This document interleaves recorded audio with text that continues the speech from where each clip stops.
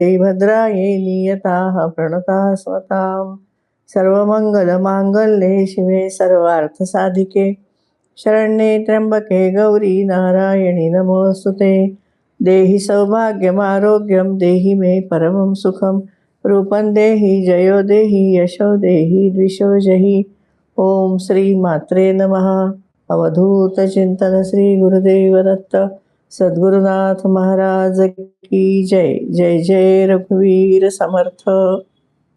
काल आपण लक्ष्मीला मा असं का म्हटलंय ते त्याचं विवेचन बघितलं. दर्शनशास्त्रानुसार हे विवेचन लक्ष्मीतंत्रामध्ये समजून दिलेलं आहे, ते आपण पाहिलं काल.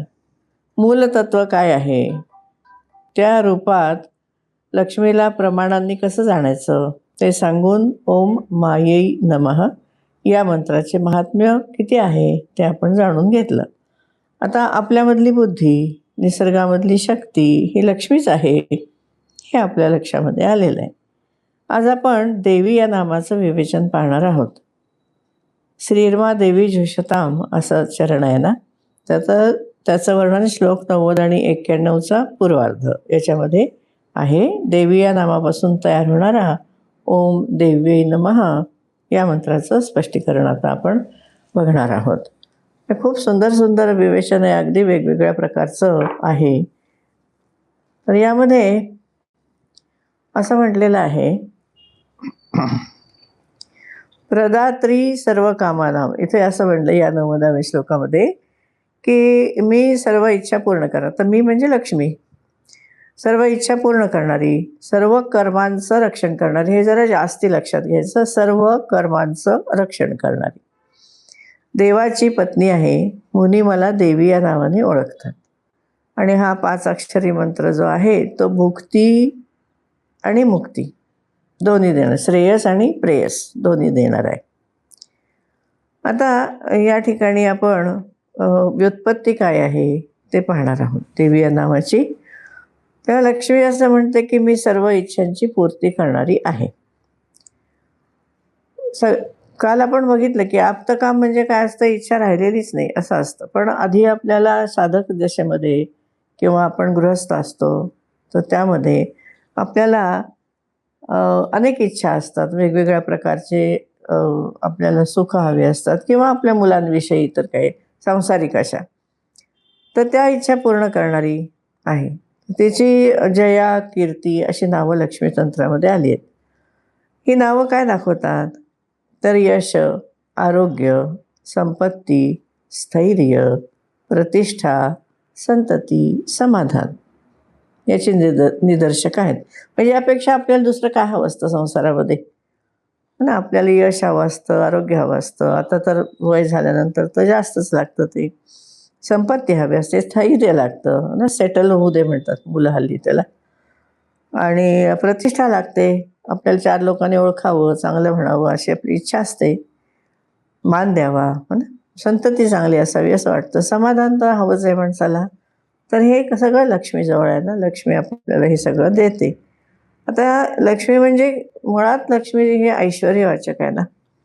तर ऐश्वर्य हे काय आहे तर लक्ष्मीतंत्रामध्ये एके ठिकाणी ऐश्वर्याची फार सुंदर व्याख्या केली. त्यांचं म्हणणं असं आहे की आपण ऐश्वर्य म्हणजे घरदार, गाडी, घोडे असं सगळं समजतो ना, संपत्ती, दागदागिने वगैरे असं. पण त्याच्यामध्ये असं म्हणलं की खूप काम केल्यानंतर सुद्धा आणि खूप निर्मिती केल्यानंतर, आता एवढी मोठी विश्वाची निर्मिती भगवंतांनी केलेली आहे, पण त्याचं ऐश्वर्य कमी झाले का? नाही झाले. तो पश्चिमी योगम ऐश्वर्यम म्हणलेलं आहे भगवद्गीतेमध्ये. त्यामुळे कमी होत नाही ते ऐश्वर्य, कधीही कमी होत नाही. तर ते ईश पासून तो शब्द आहे ऐश्वर्य. ईशाची जी संपत्ती आहे ती ऐश्वर्य. तर हेच आहे, लक्ष्मी म्हणजे हे ऐश्वर्य आहे. त्यामुळे लक्ष्मी उपासनेने ऐश्वर्य आपल्याला मिळतं. आता या ठिकाणी कर्माचं रक्षण करणारी असं का म्हटलंय बरं?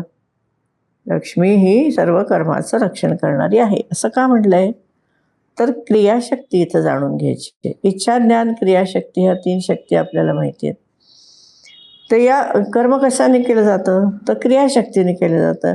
आपल्याला पुष्कळ इच्छा आहे की आता उठून इथं आपण एव्हरेस्टवर जावं, पण आपले पाय चांगले नसतील, आपलं आरोग्य चांगलं नसेल, आपलं वय झालं असेल तर आपण कसं जाणार? एक क्रियाशक्ती आपल्या अंगामध्ये असल्याशिवाय आपण काहीच करू शकत नाही. नुसती इच्छा असून चालत नाही. त्यामुळे या क्रियाशक्तीने सगळी कामं केली जातात.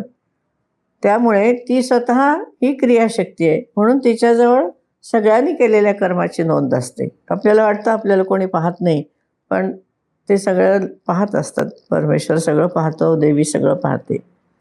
या क्रियाशक्तीला वैष्णवी असं म्हटलेलं आहे.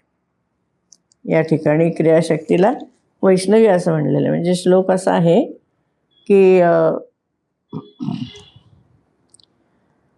श्लोक त्यामध्ये सांगितलंय, ममांशजा पराग्नेयी क्रियाशक्तीर्ही वैष्णवी आब्रह्मस्तंभपर्यंतम षोढाविष्टभ्य तिष्ठती.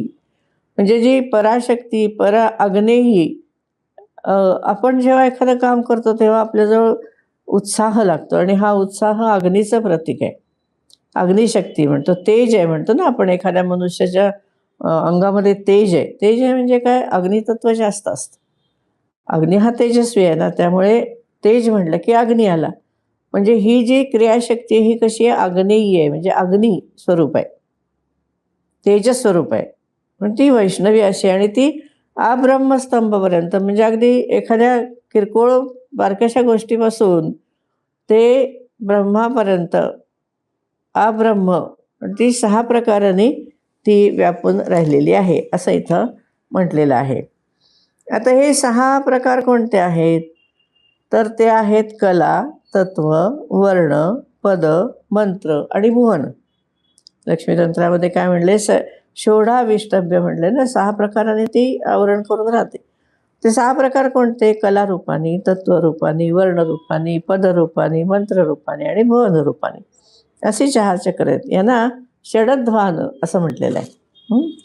षडध्वान म्हणजे 6 प्रकारचे. कोणते? तर कलाचक्र. कलाचक्र म्हणजे काय आहे? तर कलाचक्रामध्ये ज्ञान हा अक्ष. आता या ठिकाणी चक्र म्हटल्यानंतर अक्ष नेहमी सगळं आलं ना. व्यास म्हणतो आपण त्याला, आरे असतात चाकाला, तर ते सगळं चक्र म्हटलं की ते सगळं आलं, आणि त्या रूपातच हे वर्णन आहे. जे दृष्टांत स्वरूप म्हणू आपण. तर कलाचक्रामध्ये ज्ञान हा अक्ष आहे, ऐश्वर हे आरे आहेत, बल ही नेमी आहे ना, नेमी वरचा भाग असतो तो, आणि शक्ती ही नाभी, आणि त्रिगुण आहेत. अशी षडगुण रूप लक्ष्मी आहे. ज्ञान, बल, ऐश्वर, वीर्य, तेज, यश, हे 6 गुण भगवंताचे लक्ष्मीजवळ आहेत. हे कलाचक्र आहे. ज्ञान हा अक्ष, ऐश्वर हे आरे, बल ही नेमी, शक्ती ही नाभी, आणि हे त्रिगुण असं आहे. तर ही षडगुण रूप लक्ष्मी आहे कलाचक्रामध्ये. तत्वचक्रामध्ये काय आहे? तत्वचक्रामध्ये वासुदेव हा अक्ष आहे, संकर्षण हे नाभी आहे, प्रद्युम्न हे आरे, अनिरुद्ध हे रूप आहे, आणि व्यूह रूपाने चतुर्व्यूह रूपाबरोबर देवी आहे. चतुर्व्यूह काय आहे हे मी सांगते, पण त्याच्या आधी आपण हे चक्र काय आहेत ती बघूया. वर्णचक्र. वर्णचक्र म्हणजे वर्ण, मला माहिती आहे आपल्याला. ओम व ह्रीम हे अक्ष आहेत. 16 स्वर, अ अ ते अहा ही नाभी आहे. 48 वर्ण, क ते क्ष हे वर्ण आहेत, हे नेहमी आहेत. पिंड प्रकृती आणि 4 वाणींच्या रूपामध्ये लक्ष्मी आहे. पदचक्र काय आहे? तर जागृती, स्वप्न, सुषुप्ती, तुरिया हे या पदचक्राचे अक्ष आहेत. नाभी, नेमी व आर्य आहेत. म्हणजे हे सगळं जागृती, स्वप्न, सुषुप्ती, तुरिया. आणि ध्यानासाठी उपासकानुरूप त्या त्या देवता रूपातील लक्ष्मी तेथे, म्हणजे प्रत्येकाला वेगवेगळे रूप आवडतं ना देवाचं. तसं देवीची अनेक रूप आहेत, त्यातलं जे रूप उपासकाला आवडेल ते या ठिकाणी लक्ष्मी रूपाने आहे. मंत्रचक्रामध्ये काय आहे? तर मंत्रचक्रामध्ये बीज, पिंड, पद आणि संज्ञा हे मंत्राचं वेगवेगळे भाग आहेत. आपण ते बघूया नंतर, येतील तसे संदर्भाने. तर हे अक्ष आहेत आणि मंत्ररूप होणारी लक्ष्मी आहे. आणखी शेवटचं चक्र आहे ते भुवनचक्र. भुवनचक्र म्हणजे हे सगळ्या सृष्टीचं. ते कसं आहे? तर काल हा अक्ष आहे, महद अव्यक्त हे नाभी आहे, मन, श्रोत्रादी विकार हे मंडल आहे, आणि लौकिकापर्यंत हे भुवनचक्र आहे. त्याच्यामध्ये असं म्हटलेलं आहे की हे 29वा अध्याय 47 ते 52 या श्लोकामध्ये लक्ष्मी तंत्राची ही षडध्वानं म्हणजे 6 चक्र दिलेली आहेत. आता मी तुम्हाला म्हटलं की व्यूह. व्यूह हे काय, तत्वचक्रामध्ये जे व्यूहरूप सांगितलेलं आहे ते व्यूह आपण थोडंसं बघूया. पुढे पण आपल्याला या व्यूहाचा संदर्भ येत राहील सारखा. तर यामध्ये काय आहे, तर एक परमात्म स्वरूप हा आहे निर्गुण निराकार, हो ना. तर तो नारायण आहे, त्याला परवासुदेव असं म्हटलेलं आहे. आता या नारायणाची जी रूपं आहेत, व्यूह रूप, व्यूह याचा अर्थ उलगडणे, वि अधिक ऊह असा धातू आहे. म्हणजे ते उलगडत जायचं. म्हणजे आपण दुकानामध्ये गेलो, आपल्याला साडी घ्यायची आहे किंवा बेडशीट घ्यायची आहे किंवा एखादा गालिचा घ्यायचा आहे, तर आपल्यासमोर ते घडी टाकतात. साडीची घडी म्हणा, गालिच्याची घडी, आणि त्या घडीवरून आपण वरचं काय डिझाईन ते पाहतो. मग आपण म्हणतो उलगडून दाखव. मग उलगडल्यानंतर त्याच्यामधले बारीक बारीक डिझाईनचे सगळे प्रकार आपल्याला दिसतात, रंगसंगती दिसते, त्याचा पोत कसा आहे ते दिसतं, आणि मग आपण म्हणतो की हां, हे चांगलं आहे, हे मला आवडलं, हे नाही आवडलं, असं. तर ते व्यूह म्हणजे उलगडत जायचं. तसा परमात्म्याने स्वतःला उलगडलेलं आहे. कसं उलगडलेलं आहे, समजा असं बीज आहे, आपण बघितलं तर आंब्याची कोय आहे. त्या कोयीमध्ये काही असतं का, म्हणजे जर फोडून बघितली तर काय आपल्याला फांद्या, फळं, फुलं काही दिसत नाही. पण जर ती जमिनीत लावली, त्याला पाणी घातलं, खत घातलं, व्यवस्थित आली, ती उगवली, तर मग आपल्याला त्यातून आलेल्या सगळ्या फांद्या, खोड, पानं, फुलं, मोहोर, आंबे सगळं मिळतं. म्हणजे उलगडलं त्याने, स्वतःला जे बंदिस्त करून ठेवलं होतं ते उलगडलं. तसं भगवंतानी स्वतःला उलगडलं. म्हणजे काय केलं, तर हळूहळू या विश्वाच्या रूपाने तो स्वतःला प्रकट करत गेला. हे कसं आहे, त्याला व्यूहरूप म्हणलं आहे. परमात्मा नारायण जो आहे तो सृष्टी उत्पत्तीसाठी 4 रूपामध्ये अवतरतो. या 4 रूपांना व्यूहरूप असं म्हटलं आहे. या रूपांना चातुरात्म्य असं पण म्हणतात. ही रूपं कोणती आहेत, तर वासुदेव, संकर्षण, प्रद्युम्न आणि अनिरुद्ध. हे 4ही कसे आहेत, भगवंत आहेत. आता याचं थोडक्यामध्ये मी वर्णन सांगते आपल्याला. वासुदेव हे कसं आहे, तर वासुदेव रूप परमात्मा नारायणाप्रमाणे आहे. म्हणजे परमात्मा स्वरूप निर्गुण निराकार, पण निर्गुण निराकार नसून षडगुणयुक्त आणि चतुर्भुज आहे. म्हणजे तो आता सगुणामध्ये येतो. नित्य उदित आहे, म्हणजे तुरीय अवस्थेमध्ये, साक्षी अवस्थेमध्ये. हे रूप कसं आहे, हिमाप्रमाणे, कुंद फुलाप्रमाणे किंवा चंद्राप्रमाणे धवल शुभ्र आहे. सौम्य आहे, कमलाप्रमाणे सुंदर चेहऱ्याचा आहे. त्याने रेशमी पितांबर नेसला आहे. त्याने 4 हात आहेत. उजव्या हाताची अभयमुद्रा आहे. डाव्या हातामध्ये शंख घेतलेला आहे. मागच्या उजव्या हातामध्ये सुदर्शन चक्र आहे आणि डाव्या हातामध्ये गदा आहे आणि ती जमिनीवर टेकवलेली आहे. त्याचा ध्वज आहे हा गरुड चिन्हांकित आहे आणि लक्ष्मी ही त्याची पत्नी आहे. तर हे जे आहे ह्या 10व्या अध्यायामधला 27 ते 30 असे श्लोक आहेत. या रूपामध्ये भगवंताचे 6 गुण दिसतात: ज्ञान, शक्ती, बल, ऐश्वर, वीर्य आणि तेज. हे त्याचे 6 गुण आहेत. आता हे 6 गुणांचं वर्णन काय आहे, तर ज्ञान. ज्ञान हा ईश्वराचा प्रमुख गुण आहे आणि इतर 5 गुण जे आहेत ते ज्ञानाचे धर्म आहेत. ज्ञान हे कसं आहे, स्फटिकाप्रमाणे शुद्ध, स्वच्छ असं आहे आणि स्वरूपासून ते प्रकाशमय. ज्ञान तिथे प्रकाश. आपण मराठीत सुद्धा विचारतो की नाही, डोक्यात काही उजेड पडला का, म्हणजे समजलं का काही, असं. तर ज्ञानाचा आणि प्रकाशाचा असं एकरूपत्व आहे. दुसरं आहे ऐश्वर्य. शुश्रूषा म्हणजे सृजन करण्याची, निर्मिती करण्याची इच्छा आहे, त्याचं ऐश्वर्य. मग असे मी सांगितलं की ऐश्वर्य काय आहे, या विश्वरूपाने हे सगळं परमेश्वराचं ऐश्वर्य आपल्याला दिसतं. तिसरं आहे शक्ती. शक्ती म्हणजे काय, परब्रह्मापासून जग निर्माण होणं हे शक्ती सामर्थ्य आहे. प्रकृती, जगत हे मूळ शक्तीचा आविष्कार आहे. या विकाराला माया असं म्हणलेलं जातं. तर बल. बल म्हणजे काय, शक्तीबद्दल शंका न येणे, सृजन केल्यानंतर श्रम न होणे, सतत कार्यमग्न राहणे हे बल आहे. भगवंत कधी थकत नाही, सतत कार्यमग्न असतो, त्याचं बल कमी होत नाही. वीर्य. जगत रूपाने प्रकट झाल्यानंतर, प्रकृती रूप निर्माण झाल्यानंतर सुद्धा अघटित घडवण्याचे सामर्थ्य टिकणे. म्हणजे तो कसा आहे, कर्तुम अकर्तुम अन्यथा कर्तुम असं म्हणतो आपण त्याला. तर कितीही त्यांनी निर्मिती केली, कितीही कार्य केलं, तरीसुद्धा त्याचं सामर्थ्य टिकून असतं. हे सामर्थ्य कमी होत नाही. त्या स्वरूपामध्ये कसलाही बदल होत नाही. म्हणजे आपलं जसं एजिंग होतं तसं परमेश्वराचं एजिंग होत नाही. म्हणून आपण नेहमी त्याला तरुण स्वरूपामध्येच त्याच्या मूर्ती असतात. तेव्हा त्या रूपामध्ये बदल होत नाही. याला म्हणायचं वीर्य, याला हा पराक्रम. नंतर आहे तेज. शेवटचं तेज म्हणजे सगळं कार्य करत असताना त्याला कोणाच्याही सहकार्याची गरज लागत नाही. आपण म्हणतो ना, अरे मला मदत करा काहीतरी, एकट्याने काम करून दमून जातंय. तसं भगवंताच्या बाबतीमध्ये होत नाही. तो एकटा सगळं करायला समर्थ आहे. हो ना, आपल्या स्वामी समर्थांच्या बाबतीमध्ये म्हणतात ना, अशक्य ते शक्य करतील स्वामी. पण त्यांच्याजवळ ते तेज आहे. कोणाच्याही सहकार्याची गरज नाही. स्वबलावर, स्वसामर्थ्याने, स्व ऐश्वर्याने विश्वाची उत्पत्ती करण्याची, विश्व सांभाळण्याची, पालनपोषण करण्याची आणि विश्वाचा संहार करण्याची क्षमता त्याच्यामध्ये आहे. त्याला आपली कसलीही गरज नाही. आपली नाही, कोणाचीच गरज नाही त्याला. लक्ष्मीतंत्राच्या 2ऱ्या अध्यायामधल्या 26 ते 36 श्लोकामध्ये हे षड्गुण दिलेले आहेत.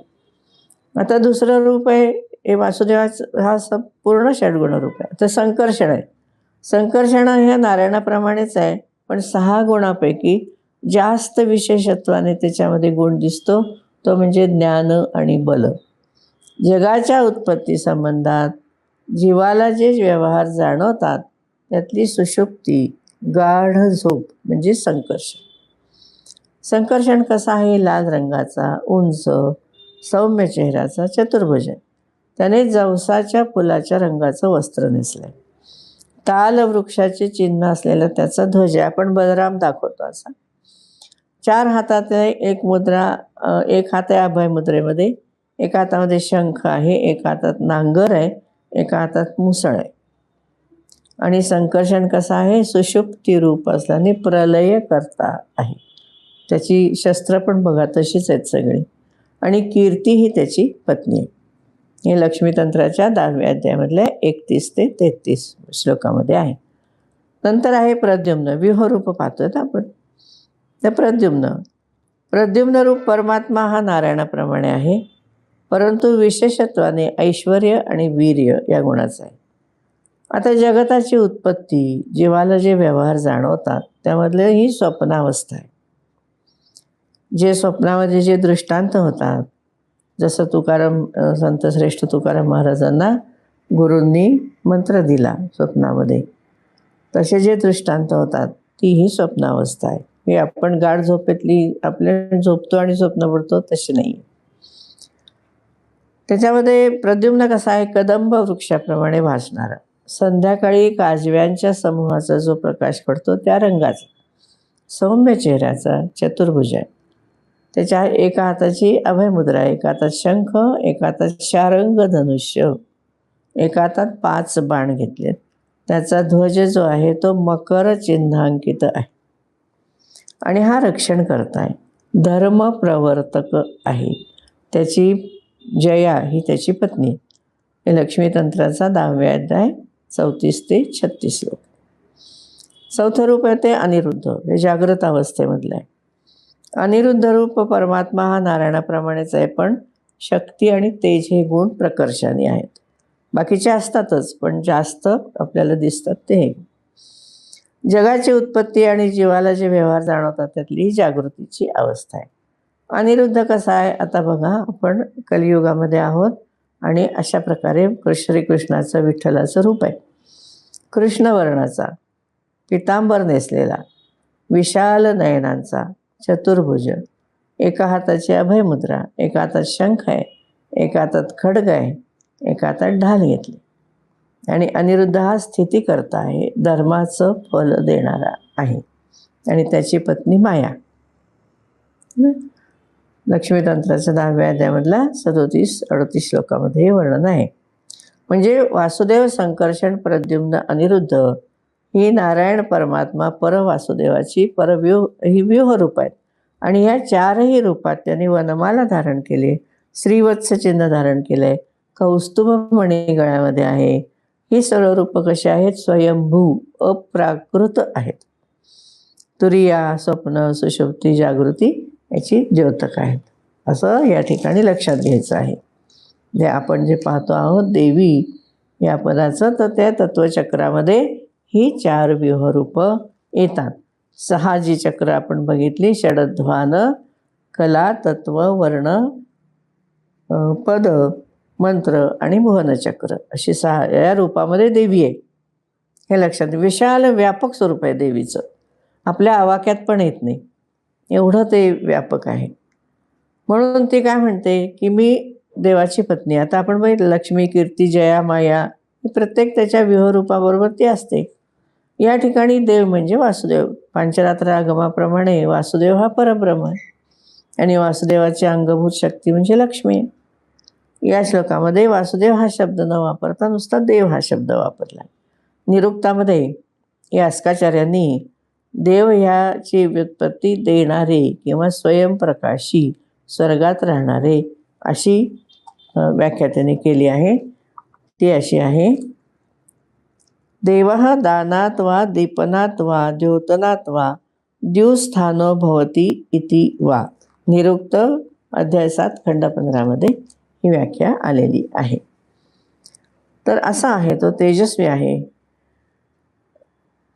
जे यामध्ये परम आकाशामध्ये आपण म्हणतो लक्ष्मीनारायण राहतात, तर ते प्रकाशमान आहेत त्यामुळे.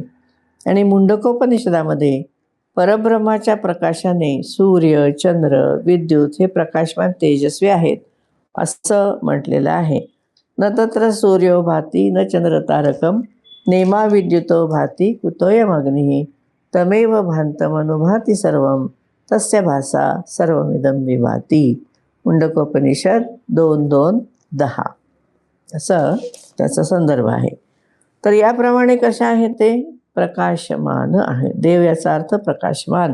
म्हणून भगवद्गीतेच्या 10व्या अध्यायामध्ये ज्या विभूती आहेत, तर त्याच्यामध्ये ज्याच्यामध्ये तेज जास्त आहे त्या सर्व भगवंतांनी आपल्या विभूती सांगितल्या आहेत. तेज म्हणजे प्रकाश असणारच. तेज आहे त्या ठिकाणी अंधार नसतो, त्यामुळे प्रकाश हे त्याचं स्वरूप आहे. प्रकाश आहे म्हणजे देव आहे. म्हणून सूर्याला आपण देव म्हणतो, कारण सूर्य कसा आहे? प्रकाशमान आहे. अग्नीला देव म्हणतो, कारण अग्नी कसा आहे? प्रकाशमान आहे. मनुष्यामधला जीवात्मा जो आहे तो प्रकाशमान आहे, म्हणून जीवाला देव म्हणतो आपण. म्हणून तर औक्षण करायची पद्धत आहे आपल्याकडे. अलीकडे लोक म्हणतात नको नको औक्षण करा. नको कसं? आपल्या तेजाला तेजानेच ओवाळावं लागतं, दुसऱ्या कशाने ओवाळून चालत नाही. तेजाने तेजाची आरती करावी लागते, है ना. म्हणून आपल्याकडे वाढदिवसाला वगैरे किंवा आपण लग्नामध्ये वगैरे शुभप्रसंगी आपण औक्षण करतो. औक्षण करतो कारण आपला जीवात्मा हा प्रकाशरूप आहे. प्रकाशाचे जर आपल्याला सत्कार करायचा असेल तर प्रकाशानेच करावं लागतं, म्हणून निरंजन आपण लावतो. त्यामुळे औक्षण करावं, औक्षण करून घ्यावं, कारण ते आपल्या जीवात्म्याचा सत्कार आहे. तो जीवात्मा प्रकाशरूप आहे म्हणून त्याला देव म्हणायचं. प्रत्येकाच्या अंतरंगामध्ये देव आहे याचा अर्थ प्रत्येकाच्या अंतरंगामध्ये प्रकाश आहे. आणि जिथे प्रकाश आहे तिथे ज्ञान आहे, जिथे प्रकाश आहे तिथे ऐश्वर्य आहे, जिथे प्रकाश आहे तिथे सगळं तेज आहे, त्या ठिकाणी लक्ष्मी. या अर्थी हा देवी हा शब्द लक्षात घ्यायचा आपण. म्हणून हा त्याने असा इथं मुंडकोपनिषदातला आपण बघितला रेफरन्स. म्हणून इथं देव असा म्हटलंय. परब्रह्म वासुदेवाचा निर्देश आहे. त्याची पत्नी लक्ष्मी आहे म्हणून तिला म्हणायचं देवी. पुल्लिंगी असेल तर देव, स्त्रीलिंगी असेल तर देवी. म्हणून याच्यापासून मंत्र कोणता तयार होतो? ओम देव्यै नमः हा पंचाक्षरी मंत्र तयार झाला. आता एवढं वर्णन केल्यानंतर आपल्या सहज लक्षात आलं असेल की तो भुक्ती आणि मुक्ती देणार आहे. या ठिकाणचं ऐश्वर आपल्याला मिळेल, सुख मिळेल, संपत्ती मिळेल, समृद्धी, ऐश्वर, यश सगळं मिळेल, आरोग्य मिळेल. अष्टलक्ष्मी म्हणतो ना, संतानलक्ष्मी, यशलक्ष्मी, आरोग्यलक्ष्मी, धनलक्ष्मी, धान्यलक्ष्मी असं. तर ते सगळं आणि मुक्ती म्हणजे मोक्ष. ज्ञानामुळे आपल्याला मोक्ष मिळतो. म्हणजे त्यामुळे त्याच्या सगळ्या कामना पूर्ण होतात. साहजिकच आहे, लक्ष्मी असण्याचं होणार. तैत्तिरीय उपनिषदामध्ये प्राणीमात्रांच्या हृदयात असलेल्या परब्रह्माचे स्वरूप जो जाणतो तो सर्व इच्छा पूर्ण करून घेऊ शकतो असं म्हटलेलं आहे. ते असं म्हणलंय की ओम ब्रह्मविद आपनोती परम तदेशाभ्युक्ता सत्यम ज्ञानमनंतम ब्रह्म यो वेद निहितं गुहायां परमे व्योमन सोष्णुते सर्वान कामान सह ब्रह्मणा विपश्चितेती. तैत्तिरीय उपनिषद ब्रह्मानंदवल्ली 1:1 असा रेफरन्स आहे. म्हणून आता हे सगळं वर्णन ऐकल्यानंतर आपल्याला देवी म्हटल्यानंतर आपल्या डोळ्यासमोर काय आलं पाहिजे? फक्त आपली मूर्तीच असं नव्हे तर तिच्या मागचं हे सगळं तत्त्वज्ञान, जे त्याचं षडभान आहे, जी त्याची व्यूहरूपं आहेत, जे त्याच्या जागृती स्वप्न सुषुप्ती तुरीया या अवस्था आहेत, त्याच्यामध्ये असणारे षडगुण आहेत, हे सगळं आपल्या लक्षात आलं पाहिजे. प्रकाश आहे, ज्ञान आहे आणि त्यामुळे भुक्तिमुक्ती हे सगळं मिळतं. आणि म्हणून हा ओम देव्ये नमः या मंत्राची फलश्रुती जी दिलेली आहे ती अशी आहे की सगळं तर भुक्ती पण मिळते, मुक्ती पण मिळते. त्यामुळे हा मंत्र म्हणताना नुसतं आम्ही देवीला जातो, देवीची उपासना करतो म्हणजे काय करतो आपण? ते करण्यासाठी देवी या पदाचा असा व्यवस्थित अर्थ या ग्रंथामध्ये दिलेला आहे. आता आपण इथे थांबू आणि उद्या पुढचा भाग बघू. सर्वे भवन्तु सुखिनः, सर्वे सन्तु निरामयः, सर्वे भद्राणि पश्यन्तु, मा कश्चित् दुःखभाग् भवेत्. ओम शांती शांती शांती. श्री गुरुभ्यो नमः. हरि ओम.